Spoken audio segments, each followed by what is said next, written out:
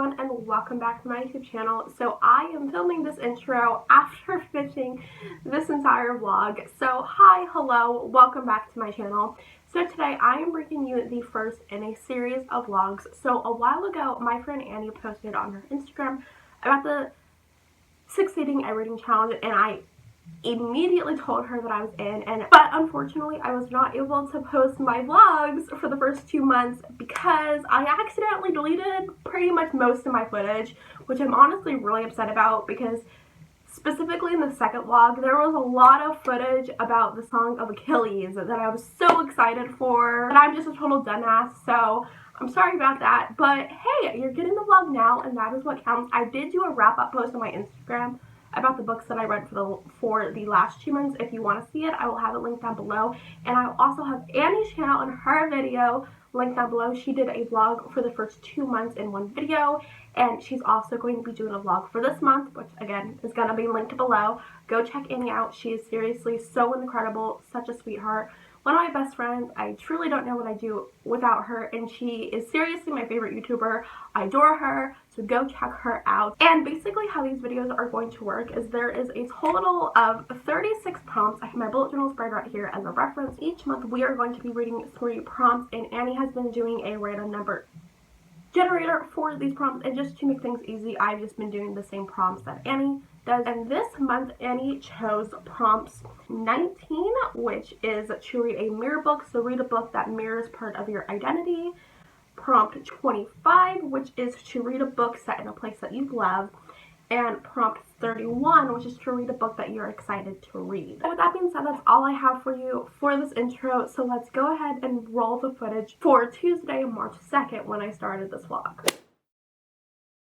Hi, hello. It was like around 10-ish, I want to say. I woke up kind of late today. Woke up at 9, which isn't late, but lately I've been getting up at like between 7 and 8, so 9's a little late. But you know what? Had a really rough day yesterday. Had a bit of a breakdown. I wouldn't say we're okay today, but we're at the point where we feel slightly better. So originally today I was going to work on having YouTube content, and technically I kind of can because I'm doing the vlog. But instead I wanted to go ahead and start this vlog. So last night I started Honey Girl, and I read another chapter. So I just read chapter 8, and I am a third of the way through the audiobook. And first of all, I want to say that if anyone wants to read Honey Girl, I highly recommend this audiobook. It is so good. I have not listened to an audiobook in a hot minute, and I always forget how much I fucking love audiobooks. They are just they're my crap. If you haven't seen my video, I did a video on my 2021 anticipated queer releases. I'll link it. I think it's up here, I want to say. I'll link it up there. I'll also link it in the description if you want to check that video out. But Honey Girl was on my list, and basically Honey Girl follows this girl named Grace who has just graduated from her PhD, so she is a doctor now. She got a doctorate in astronomy, and she's basically suffering from burnout, and she really just wants a fucking break. And before the story begins, she gets hitched in Vegas to this girl named she gets hitched, and then she comes back and she isn't having the best of luck with getting a job, and she really just wants a fucking break because she's basically been working nonstop for 11 years. Definitely very relatable content, I think. I'm really enjoying this book so far. I especially am loving Grace's best friends, Agatha, and oh god, I'm really fucking tired right now if you can't tell. My main thoughts on Honey Girl. Oh, there is one thing I want to mention, which is that I'm already kind of noticing kind of this thing where I don't know if anyone can relate, but you know when you're reading an MC who is a part of a different demographic than you, and you understand like what's going on, but you know you can't relate because of the demographic. So Grace is black. Hello, I'm pale. I'm fucking white. And I can already tell that there are some things that I do understand in the story, but I don't relate, if that makes sense, because basically her dad is very strict, and he's very much opposed to her taking this break and stuff like that, and I can definitely tell that this is like a racial difference, I think, and it's also, I'm sure, a bit of an age difference as well. But I find that kind of interesting. I don't know. I'm intrigued to see where it goes. I feel like Grace is gonna have to really stand up for herself later in the story.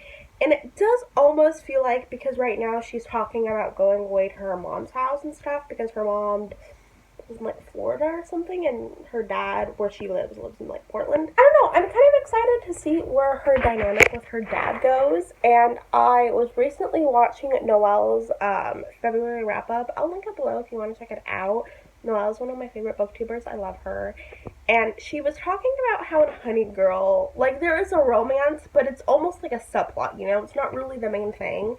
And I'm really glad that I knew that before this, because I could totally see someone who was expecting this to mostly be a romance to almost be disappointed, because we're a third way in, and yes, the girl that she got hitched with in Vegas, like, she's important, and, like, I definitely think she's going to be more important in the second third of this novel, I think.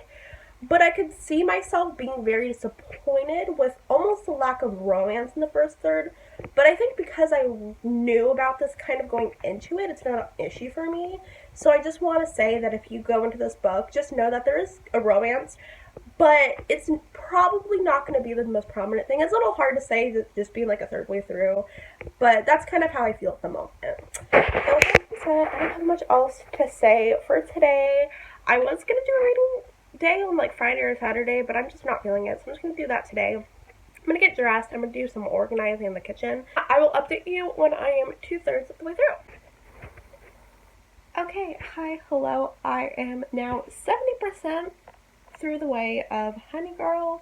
I think I just finished like chapter 16. I only have like 3 hours left in the audiobook. I can't believe I'm almost done with this book. It is now like 7-ish at night. So I took a little bit of a break from reading earlier, because personally, I know a lot of people can like listen to audiobooks for hours and hours and not take breaks. I'm not one of those people. I always have to take breaks while I'm reading. And I went with my dad. We got our haircut.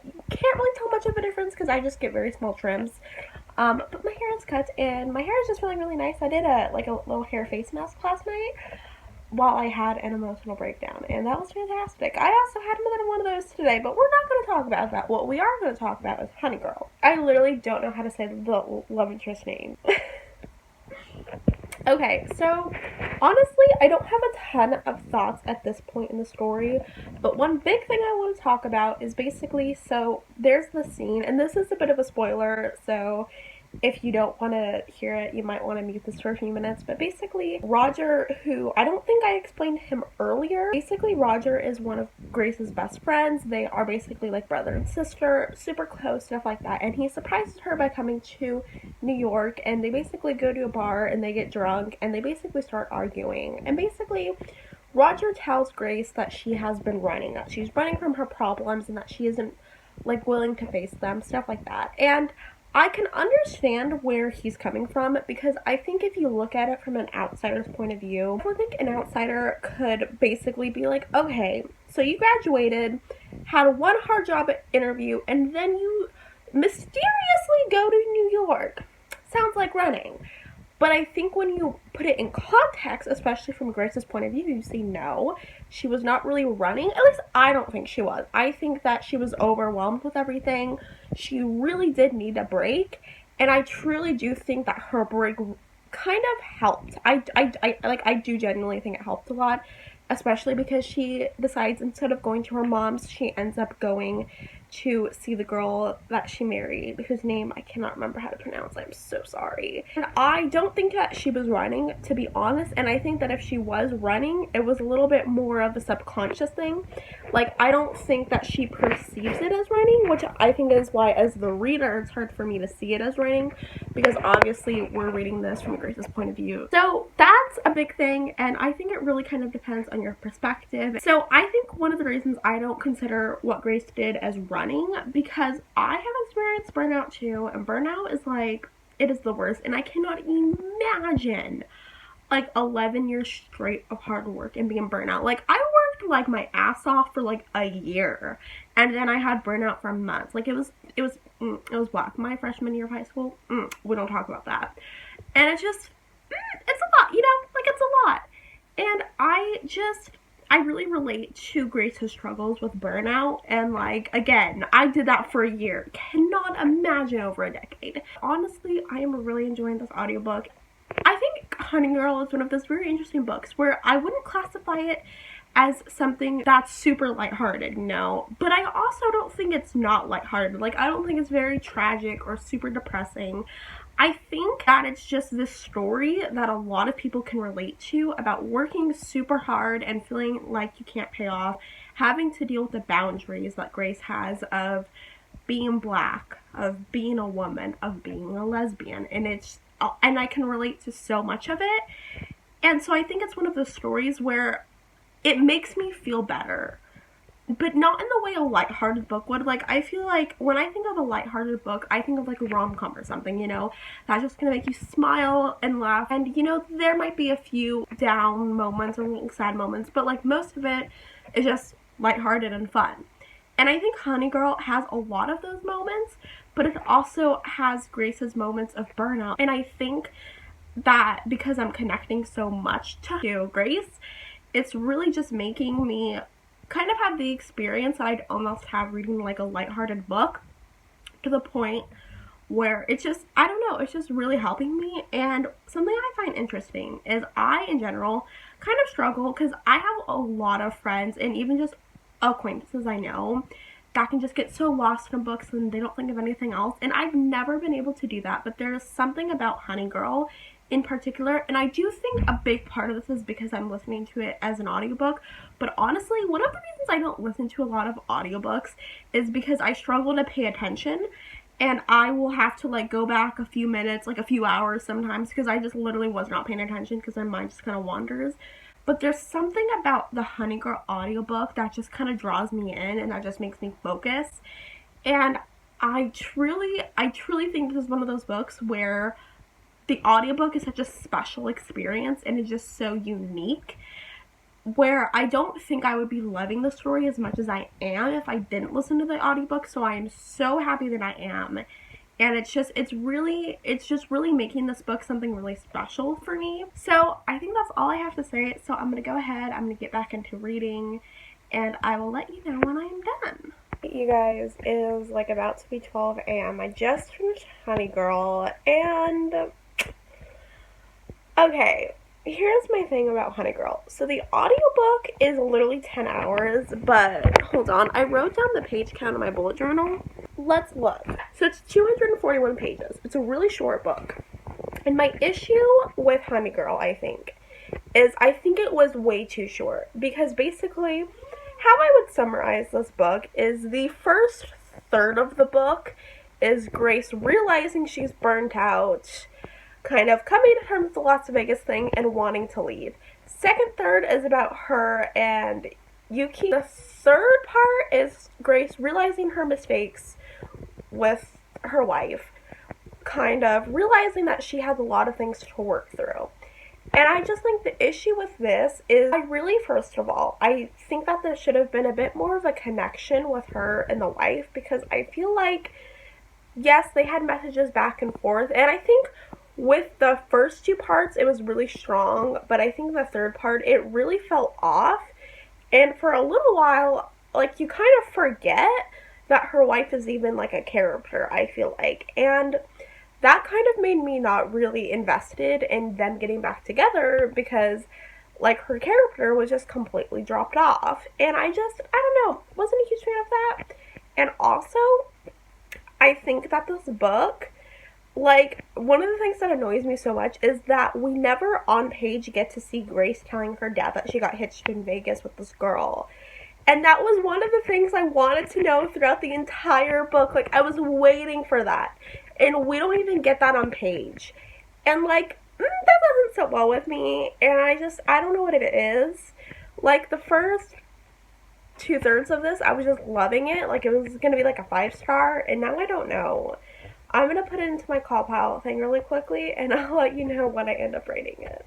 Hey, hello, I'm back. So originally when I did my call pile, I got a 4-star, but I think I'm gonna go ahead, kind of go rogue and give this a 3-star is gonna be my rating, I think. And my reasoning for this is I think Honey Girl is one of those books where when I read it, it was such a good book. I really did enjoy it, and I would highly recommend it. Like, if you want to read this book, I think it's a great book.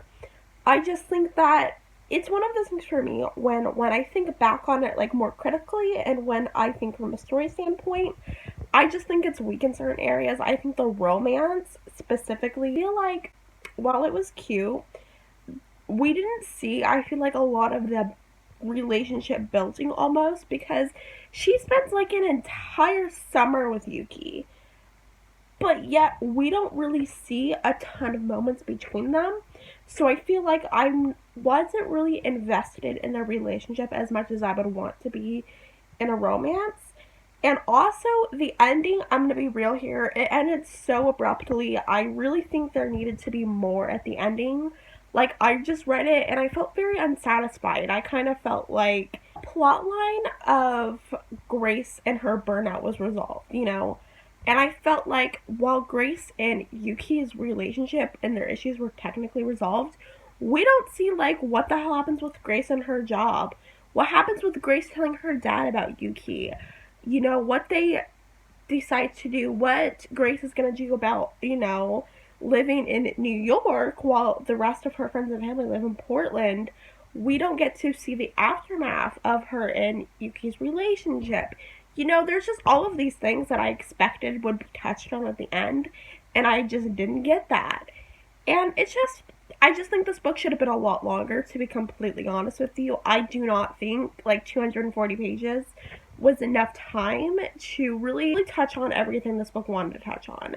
And to be like 100% honest, I almost feel like if you took out the plot line with Grace and Yuki, I don't think this book would have changed that much, to be completely honest with you.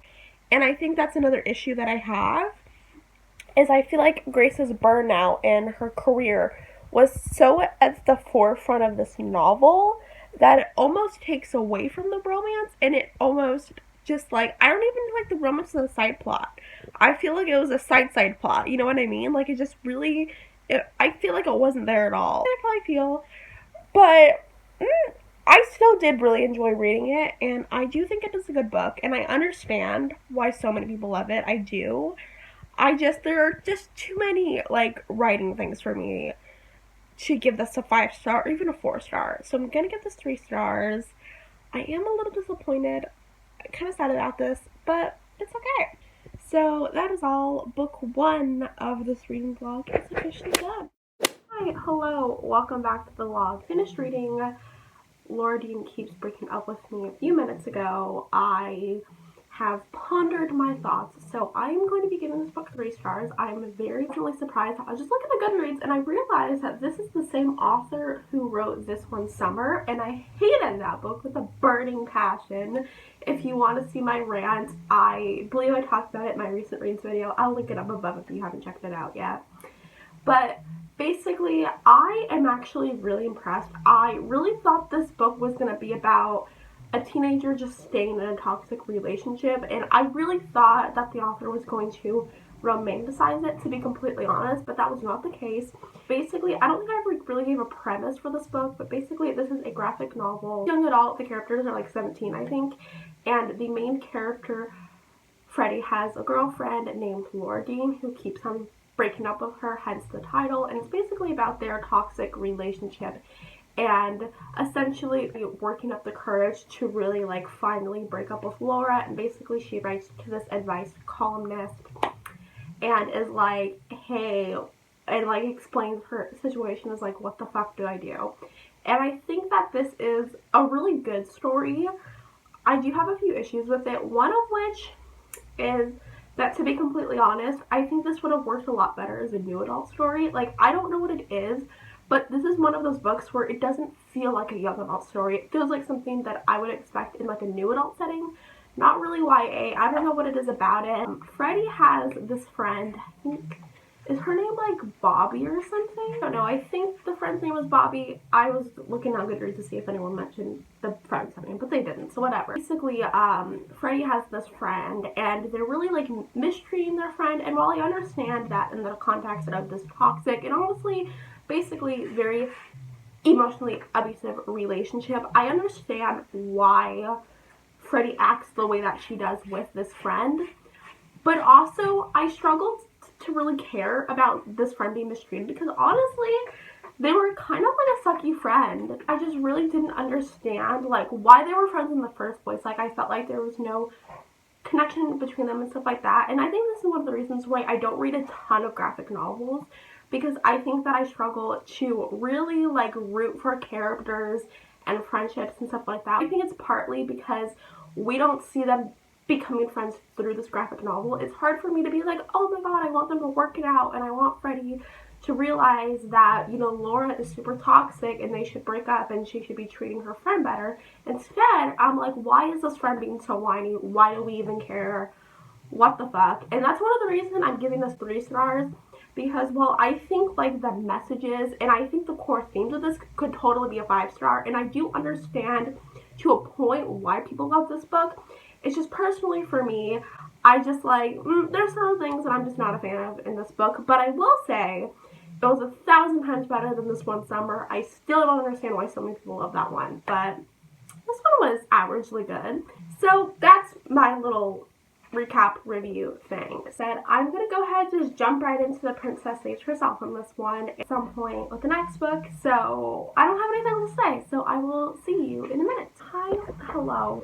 This book was not as good as the first one that I read. So basically, I think this is just a series of, I want to say it's 3 poems, I think. So basically, this poetry collection is one in the series, kind of. So there's 3 in total. And this one was the first one, and I read the second one very recently, and I think because of that, like obviously the quality is a lot different because this first one was published in 2016, but the one I read was published in 2018. I think that was published in 2019. Oh, the third one was published in 2019. Oh, I better update my fucking spreadsheet.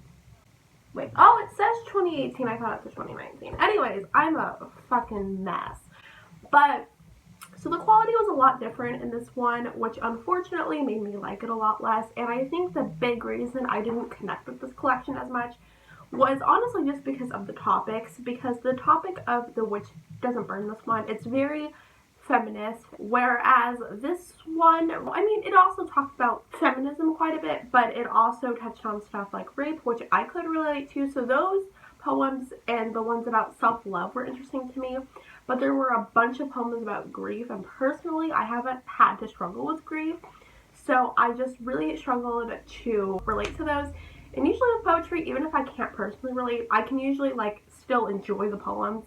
But there was something about these that I just wasn't connecting with. I don't know, I just didn't really care for it. I gave it 3 stars. That's that book, and that's the last book for this month. And wow.